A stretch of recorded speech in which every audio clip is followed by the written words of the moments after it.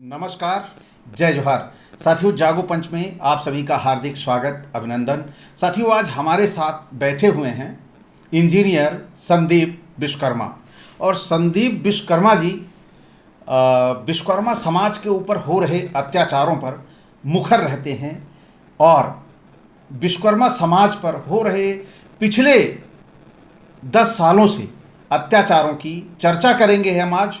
संदीप जी, आपका बहुत बहुत स्वागत। बहुत बहुत धन्यवाद सर आपका और आपके सभी दर्शकों का, क्योंकि मैं देख रहा हूं कई साल से कि जिस तरीके से आपका चैनल है जागो पंच जी, और वो चरितार्थ कर रहा है जी, आपका चैनल, और आपके जो चैनल पे कही गई बातें हैं वो आपके चैनल दिखाने वाले जो हैं वही दांत आपके खाने वाले भी वो दिख रहे हैं। और ये बहुत अच्छी बात है कि इस लोकतंत्र में, खासकर इस तानाशाही के दौर में, जी, कम से कम कुछ ही लोग जीवित हैं जो लोकतंत्र को और लोकतंत्र की व्यवस्था में लोगों को जगाने का काम कर रहे हैं। और इससे बड़ी समाज सेवा मैं समझता हूं कि कोई समाज सेवा नहीं होती। बहुत बहुत आभार आपका।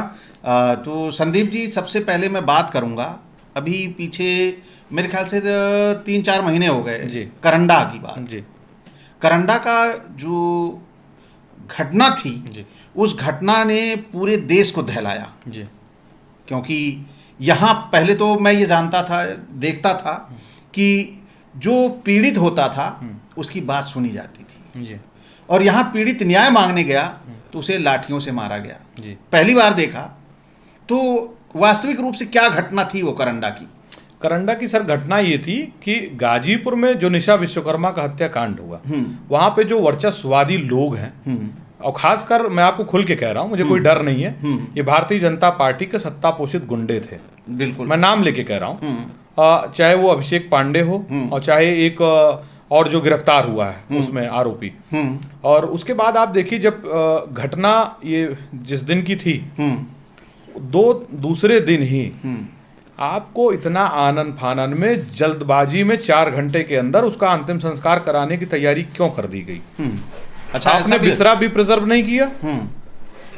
और जो मैंने फोटो देखा है उसके मुंह में बालू भरा हुआ था। अच्छा, बच्ची के? हाँ, उसके गले पे स्पॉट था। हाँ।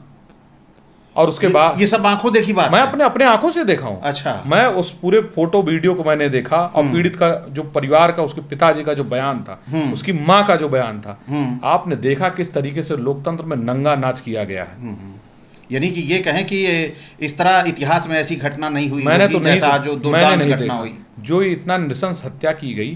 और कहते हैं कि ये, अच्छा, बच्ची की उम्र क्या थी? बच्ची की उम्र शायद 18 साल के आसपास थी। अच्छा, 18 साल के आसपास थी। और उसमें आरोपी उसमें क्या, किस समुदाय से थे? मतलब क्या आरोपी जो थे हिंदू ही ना? जी हाँ, हिंदू ही थे। मैं इसीलिए अच्छा। तो कहता हूँ ना कि हिंदुओं की सरकार के नाम पे, रामराज के नाम पे समाज को बताया गया कि आप विश्वकर्मा समाज हिंदू है।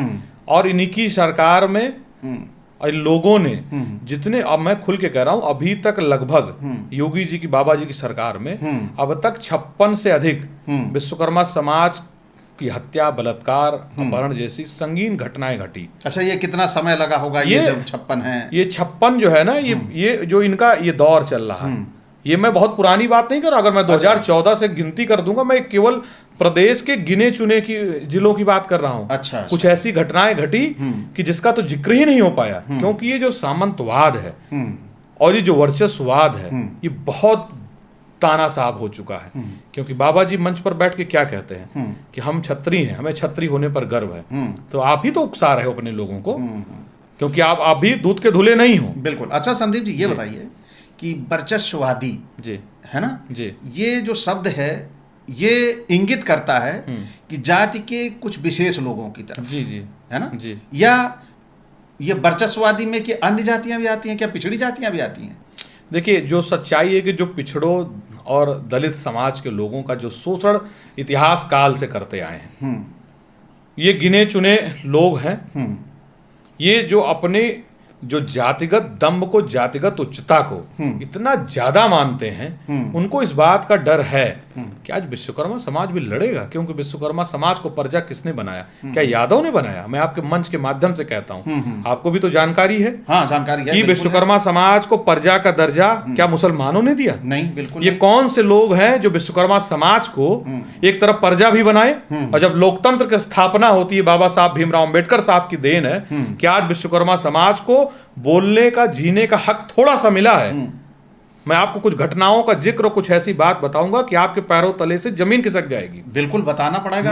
मैं आपको ये बता रहा हूं कि मैं अपने बचपन की घटनाओं में मैंने जो देखा है अपनी आंखों से, और अभी भी कुछ जगह मैं देखता हूं।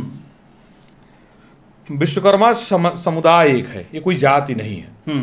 ये काम जो शिल्पकार जातियां हैं, हाँ, लोहार, सुनार, बढ़ई, ठठेरा और कसेरा और मूर्तिकार। कसेरा ठठेरा एक ही है, और उसके बाद मूर्तिकार। ये 5 समाज, ऐसा 5 जातियों को मिलकर एक समाज बना है भगवान विश्वकर्मा को, जो वंशज भी मानते हैं कि ये विश्वकर्मा समाज है। विश्वकर्मा समाज ने इतिहास काल से, मैं प्राचीन इतिहास से लेके मैं अभी तक की बात कर रहा हूं कि जो क्योंकि इतिहास को मैं मानता हूं, जो साक्ष्य में है कि अगर इनको हटा दीजिए, किसी भी समुदाय का, किसी भी जो जातिगत उच्चता की दुर्भावना से उत्प्रोत है, मैं उनकी औकात नहीं है कि इन 5 जातियों को हटा दें और कोई भी समुदाय हो, कोई भी जाति हो जो अपने आप को उच्च मानता है कथित तौर पे, उनका कोई इतिहास बचेगा ही नहीं। आप ये बताइए, सृजन का कार्य किसने किया? बिल्कुल मानूंगा मैं। चाहे बिल्डिंग बनाना हो, कोई भी काम चाहे आपका हथियार बनाना हो, नारी का पूरा श्रृंगार वहीं से खड़ा है। हाँ, नारी का पूरा श्रृंगार, हाँ? जो मातृशक्ति के लिए, खेती हमारी वहीं से डिपेंड है। खेती आपकी, मैं वही उसी पे ले आ रहा हूँ सर। हाँ। कि अगर मैं एक बात कहता हूँ कि जो एक आम भाषा में कहते हैं कि लोहे को और विश्वकर्मा को अपने इतिहास से मिटा दीजिए और आप बताइए कि आपकी क्या क्षमता है। कुछ भी नहीं है, कहानी खत्म है। तो फिर आप और एक चीज देखिए, खेत से लेकर बॉर्डर की रक्षा तक लोहे का काम। लेकिन ये बताइए, हमको प्रजा आप कैसे कह देंगे? यही देखिए, मैं कैसे कह देंगे प्रजा? यही तो सामंतवादी व्यवस्था थी, और यही वर्चस्ववाद और सामंतवाद इतना इनको खोने से डर लग रहा है, और इसी वजह से हमारे समाज की हत्याएं की जा रही हैं। अच्छा, आपने बताया अभी कि जैसे प्रजा कहा जाता है, मैं भी जानता हूं कि प्रजा कहा गया है जी, क्योंकि मैं भी नहीं जानता था। मैं तो चंडीगढ़ में रहता था। चंडीगढ़ में जहां मैं पढ़ा लिखा था, वहां जातिवाद के मामले में कुछ भी नहीं था। मेरा एडमिशन गांव में होता है, तो हम एक शादी में जाते हैं जी। तो वहाँ शादी में 7 प्रजा होती हैं, उन सबके लिए कपड़े आए हुए थे, साड़ियाँ आई हुई थी। तब वो समय जाके मेरे को फील हुआ कि अभी भी प्रजा है, रजवाड़ा खत्म हो गया है लेकिन परजौटी नहीं खत्म हो रही है। मैं उसी पे कह रहा हूँ सर। हाँ। कि आप ये बताइए, जितने भी आपके कर्मठ होते हैं, कर्मकांड होते हैं, कर्मठ नहीं कहेंगे, कर्मकांड जो होते हैं, जितने भी कर्मकांड होते हैं, लोहे की जरूरत पड़ी, कोई कुछ ना कुछ बना के देते हैं लोहे के। सोनार अपना सोने का सामान बना के, सोने चांदी की धातुएं ला के बना के देता है। बढ़ई लकड़ी के सामान बना के देता है। ठठेरा अपना बर्तन देता है, और मूर्तिकार अपनी मूर्ति बना के देता है। तो आप ये बताइए, हम प्रजा हुए, हम पूजनीय हुए भाई। तो फिर हमको कौन से लोग थे? जो मामूली सा कागज लेके आया, पढ़ के उसने सब कुछ बता दिया। ये पाखंडी है। जी जी बिल्कुल। मैं एक बात पूछूंगा, प्रजा तो चलो ठीक है, उन्होंने प्रजा बनाया, और एक बात अभी जैसे सर हम गाजीपुर पे थे, थोड़ा सा कुछ चीजें छूट गई। तो इन लोगों ने मारा क्यों? ये लोग आरोप लगाते हैं, मैं खुल के कह रहा हूं, ये जो वर्चस्ववादी लोग थे, पहली बात तो मुकदमा दर्ज नहीं हो रहा था। किसी तरीके से सोशल मीडिया पे और कुछ पत्रकार साथी और सारे लोग जब मिलकर आवाज उठाए, मैं व्यक्तिगत 20 तारीख को मौके पर गांव में भी गया, मैंने धरना दिया, प्रदर्शन किया, FIR भी हुई थी आपके ऊपर। उसके बाद इस बात से मेरे ऊपर मुकदमा, सबसे पहला मुकदमा मेरे ऊपर दर्ज इसलिए समाज में मेरे ऊपर ही किया गया कि मैंने इनके जो ये कह रहे थे, जो आशुतोष सिंह आशु प्रधान और या जो ये मनोज सिन्हा जी के खास व्यक्ति, अच्छा मनोज सिन्हा जी के प्रधान जो था, उसकी क्षमता है, उसकी औकात है कि पूरे लोकतंत्र को चैलेंज करेगा और प्रशासन के सामने पत्थर चलाएगा। शासन प्रशासन मुख दर्शक बनकर बैठेगा। बिल्कुल। तो उसको क्षमता मिली कहां से?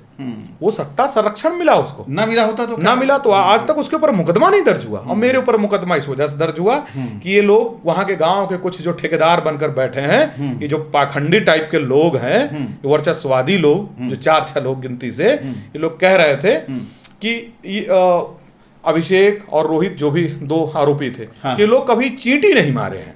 प्रधान कह रहा था। अच्छा। और मैं वीडियो दूंगा आपको उसका, कि कभी चींटी नहीं मारे हैं, और पत्थर पत्थर कौन चला रहा था? पत्थर बाहर से थोड़ी आया कोई और चला दूसरी रहा। चीज, इनका जब मैंने करेक्टर निकाला, क्योंकि मैं भी वकालत क्षेत्र से जुड़ा हूं, हाँ मैंने जब इनका करेक्टर निकाला ना, इनका आपराधिक इतिहास मिला मुझे कि अच्छा। ये लोग अपने गांव के ही एक ब्राह्मण को किस तरीके से बाप बेटे मिलकर, इसके पिताजी, इनके पिताजी क्या नाम है, सब मिलके उनको मारे पीटे। एक SC/ST का मुकदमा प्रधान के ऊपर दर्ज है और मतलब आर्म्स एक्ट के मुकदमे, सभी हिस्ट्री सीटर सब है। हिस्ट्री सीटर है। हाँ। और उसके बाद जो एक अभिषेक पांडे और निकल के आया, ये गाजीपुर में जब पढ़ता था, ये बाइक चोरी करता था। अच्छा, बाइक चोरी करता था, आर्म्स एक्ट के मुकदमे इसके ऊपर। ये लोग, बताइए। और सुनिए, ये लोग चींटी नहीं मारे हैं कभी, पता कह लिए, ये वर्चस्ववादी लोग हैं। बिल्कुल। ये जो है अपने से जो गरीब होगा, जो जिसको ये प्रजा बना के रखे हैं, ये जब चाहेंगे आपके आत्मसम्मान के साथ खेलेंगे। और उसके बाद आरोप क्या लगाएंगे? आरोप क्या लगाए थे?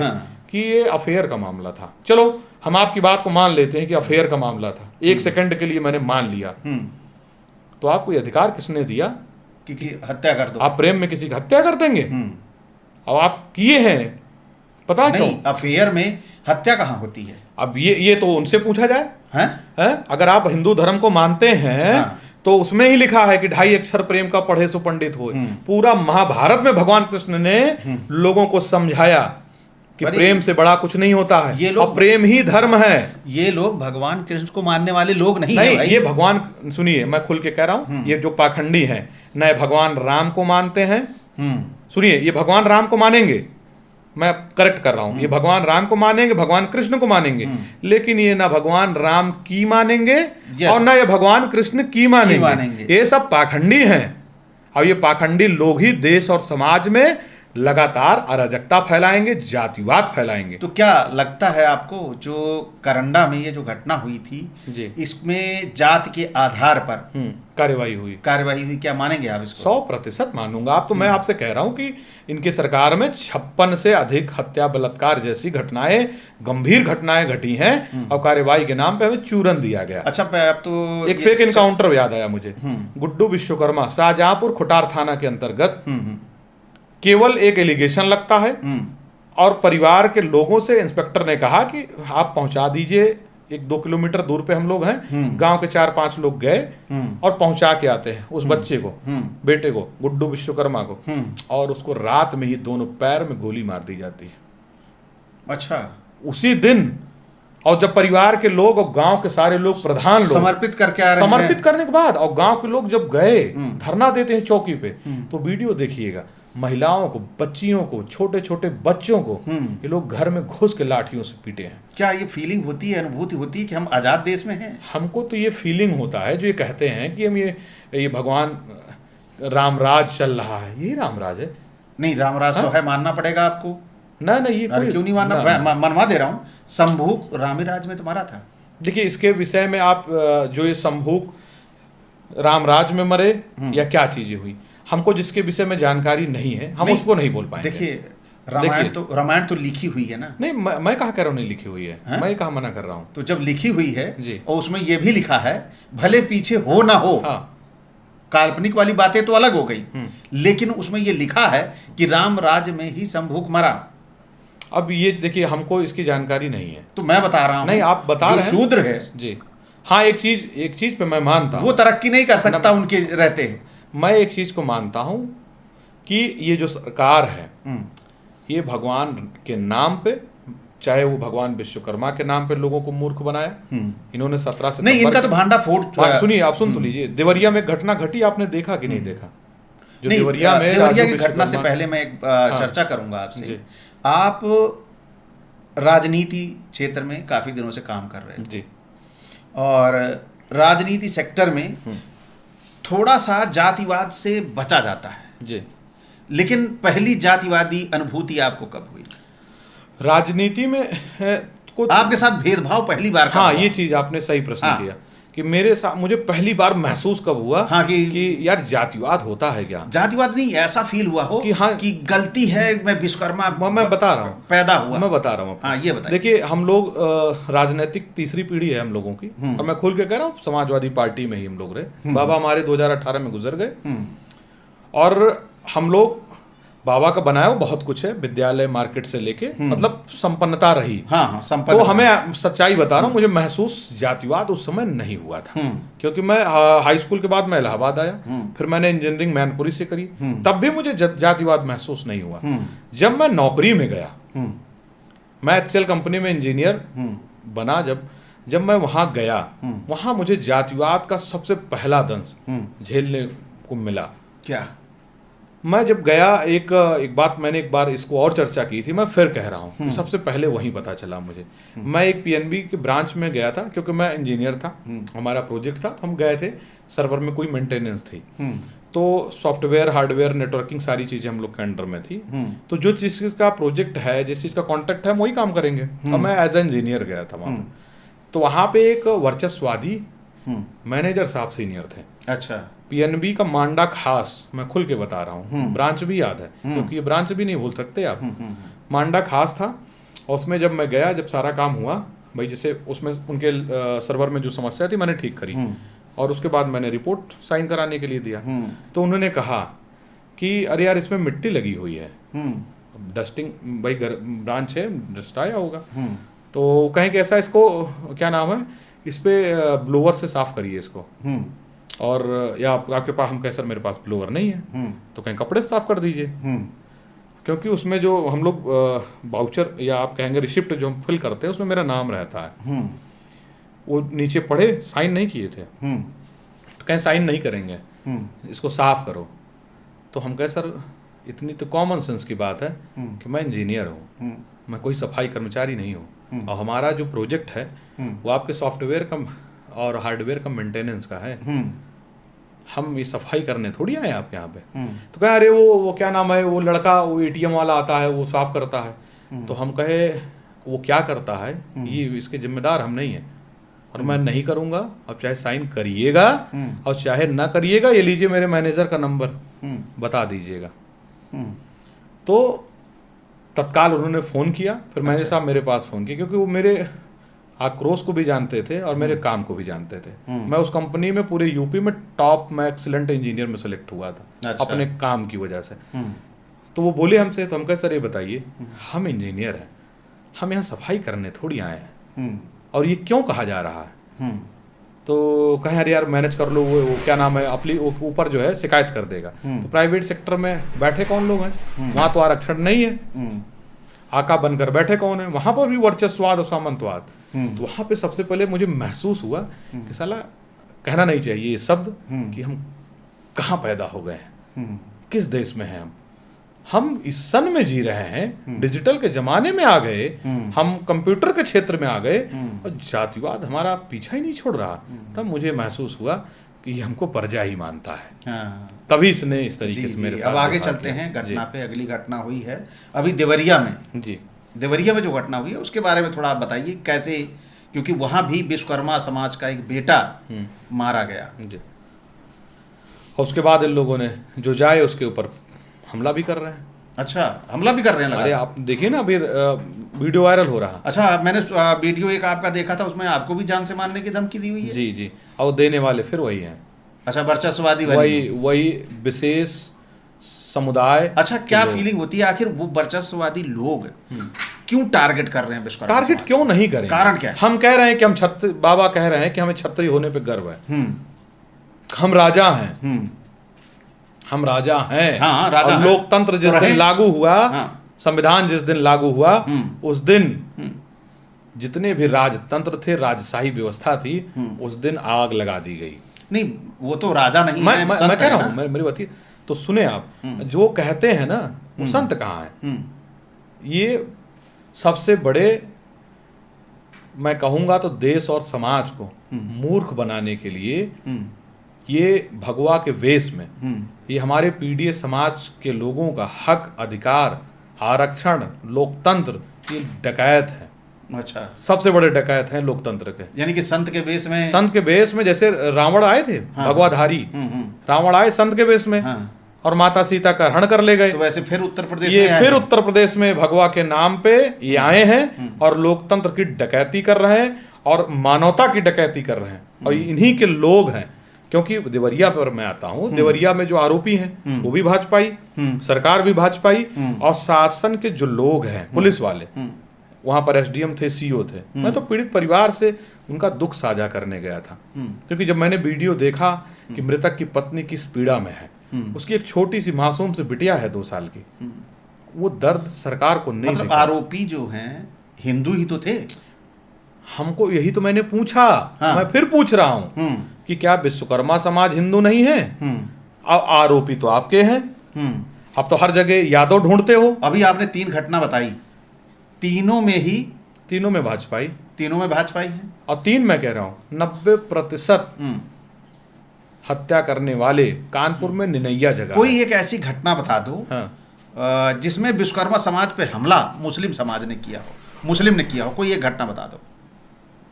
अब ये तो हमको ढूंढना पड़ेगा, हमको अभी एग्जैक्ट जानकारी नहीं है इसकी। हो सकता है, मैं ये नहीं कह रहा हूँ, मैं सुनिए सर, हाँ। मैं मना नहीं कर रहा हूँ, हो सकता है, हो सकता है घटनाएं हों 1-2, हाँ। लेकिन आप ये पहले देखिए, लेकिन बड़ा दुश्मन तो बड़ा वही बनाया जाता है। 90% उसलिए बनाया जाता है क्योंकि भाजपा और आरएसएस के बड़े बड़े नेताओं के दामाद मुस्लिम हैं।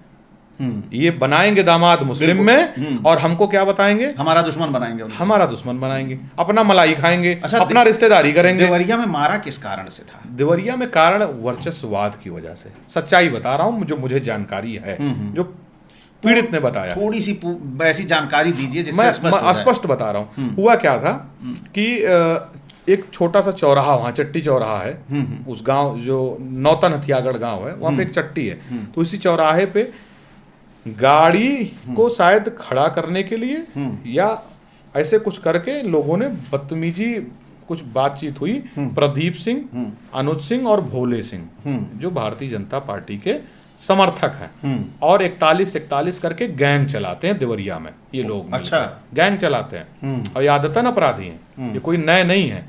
तो उसी में लेके कुछ कहा सुनी हुई, बच्चों में हुई थी। तो ये लोग उसमें इन्वॉल्व हुए और पटक कर मारे हैं उस दिन 2 जुलाई को शाम को। अगर सीसीटीवी हो तो निकलवा ली जाए और पूरे चौराहे पर आप पता करा सकते हैं। उस दिन भी मारे, लेकिन इनका वर्चस्ववाद जो है वो पूरा नहीं हो पाया, क्योंकि बीच में लोग आ गए, जी भर के नहीं मार पाए। जी भर के नहीं मार पाए, तो ये सच्चाई है। और उसके बाद अगल बगल में घर है, और भाई आपने इतने इस तरीके से कांड किया। तो इस सुबह 5:30 बजे 3 जुलाई को सुनियोजित तरीके से और हथियार बंद होते हो गए, वो राजू जो है, जबकि उनकी पत्नी ने बताया कि जब बात हुई, भाई पत्नी को तो दर्द होगा ही, हाँ, कि हमारे प्रति कुमारे हैं। तो पत्नी बता रही थी कि राजू, हमारे हस्बैंड मना किए कि हमको लड़ना उड़ना नहीं है, हमारा परिवार है, ये लोग अपराधी टाइप के लोग हैं, इनसे हम लोग लड़ नहीं पाएंगे, और भाजपा की सरकार है और उन्हीं के संरक्षक लोग हैं ये। तो वो जो बताई उनकी पत्नी। उसके बाद क्या होता है कि शायद बाथरूम या कहीं बाहर ऐसे पतली सी गली है घर के सामने से, तो उधर से वो निकल रहे थे। फिर ये 3 लोग बाइक से आते हैं, जिनका नाम बताया प्रदीप सिंह, अनुज सिंह और भोले सिंह। ये तीनों लोग आए, उसको खींच के, एक वीडियो है जिसमें आपको पूरा तो स्पष्ट नहीं दिखेगा, ये लोग और हथियार बंद होके और घर के सारे लोग निकल गए, और एक भगवा पहन के एक बाबा भी दिखते हैं। ये सारे लोग हथियार बंद, डंडा, लाठी और जो भी कटार वगैरह था लेकर पहुंचते हैं। और ये जब इधर से हमला किए घर में, वीडियो में है, हमला करते हैं और उसका, उस पत्नी के सामने उसका गला रेत करके मारा गया है। अच्छा, इतनी निर्ममता से और नृशंस हत्या की गई।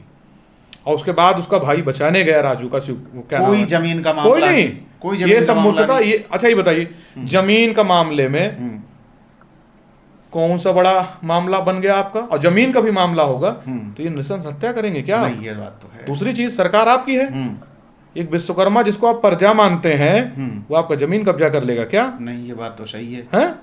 मतलब क्या मजाक चल रहा है? कहीं ऐसा तो नहीं था कि अब तरक्की कर रहा है विश्वकर्मा समाज, उन्नति कर रहा है, ये उन्नति की देख के कहीं घुटन और चिढ़न होती है, इसकी वजह से तो नहीं किया ये? तो वो भी तो वर्चस्वाद हुआ ना।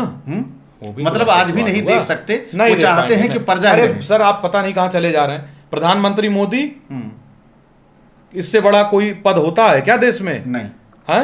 एक यूजीसी का छोटा सा बिल आया था, जो बिल था, कानून नहीं बना था। हाँ, और उस पर इन्हीं भाजपा के वर्चस्ववादी लोगों ने क्या कहा तेली। कि तेली तमोली तक बना डाले हैं।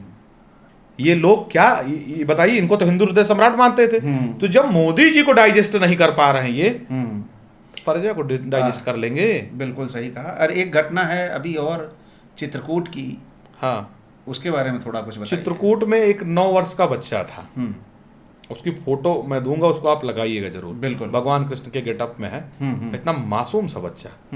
और वहां पर जो आरोपी है गोलू निषाद, अच्छा, वो रहने वाला फतेहपुर का, और वो संजय निषाद का खास आदमी। अच्छा, संजय निषाद जो इस समय सामाजिक न्याय का बड़बोलापन चल रहा है, जो अभद्रता समाज में अराजकता वाले बयान देते हैं। केवल एक छोटी सी कहा सुनी होती है।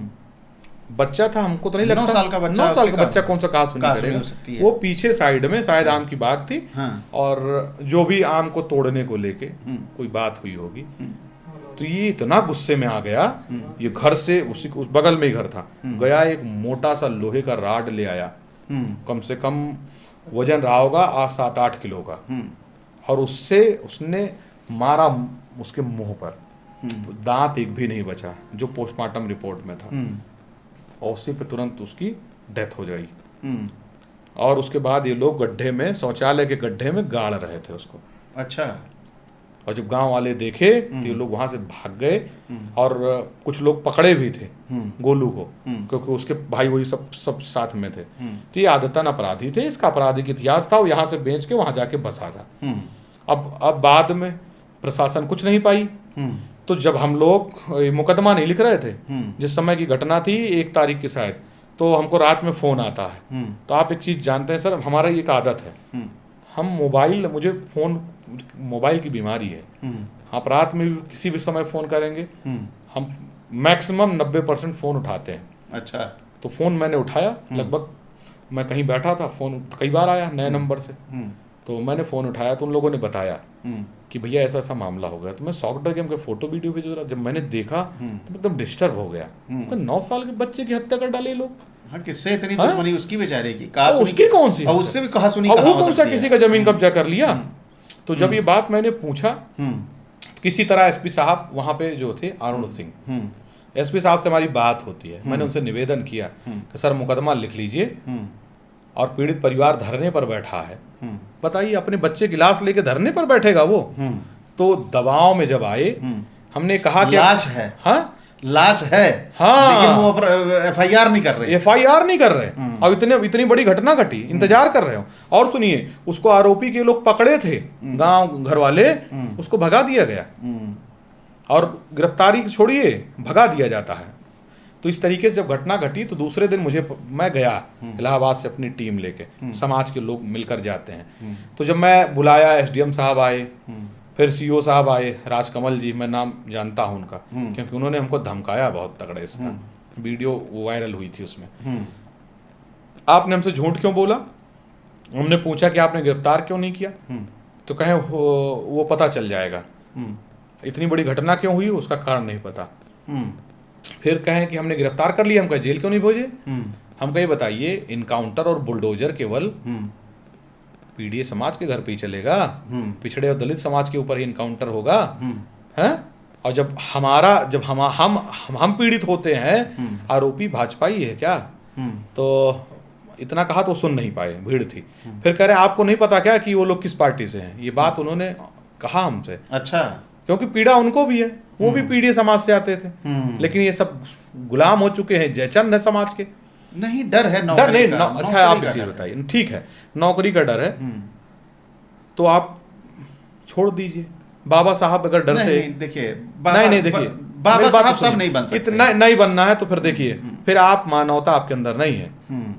ऐसा नहीं है कि योगी जी आपको फोन करके मना किए होंगे कि इतने बड़े अपराध में अगर आपको कोई तमाचा मार दे ऑन ड्यूटी पे, तो गोली कैसे चल जाती है, तब आपकी लाठी कैसे चलती है, तब तो नहीं सोच, फिर क्यों चलेगी?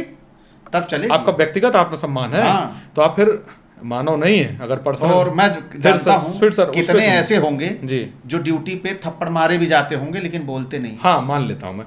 फिर उस घटना में जब हम लोग 4 से 5 घंटा उस राष्ट्रीय राजमार्ग को जाम किया हम लोगों ने, क्योंकि आप हमारी सुनवाई नहीं करोगे तो हम लोकतंत्र तरीके से धरने पर बैठेंगे, जाम करेंगे। तो हमने जब किया तो ऑन वीडियो एसडीएम साहब आए, एडिशनल सारे लोग, खासकर सीओ साहब हमको धमकी दिए, दबा के धमकी देने लगे। तो मैंने उनको बताया वहीं पर कि धमकी से हम नहीं डरते हैं भाई, मुकदमे से मत डरवाइएगा हमको। और पहली चीज, हम भी पढ़े लिखे हैं और हम भी वकालत क्षेत्र से जुड़े हैं। और एक चीज और जान लीजिएगा, हम समाजवादी पार्टी के भी हैं, हम मुकदमा से नहीं डरते। तो काफी लंबी तब क्या बोला?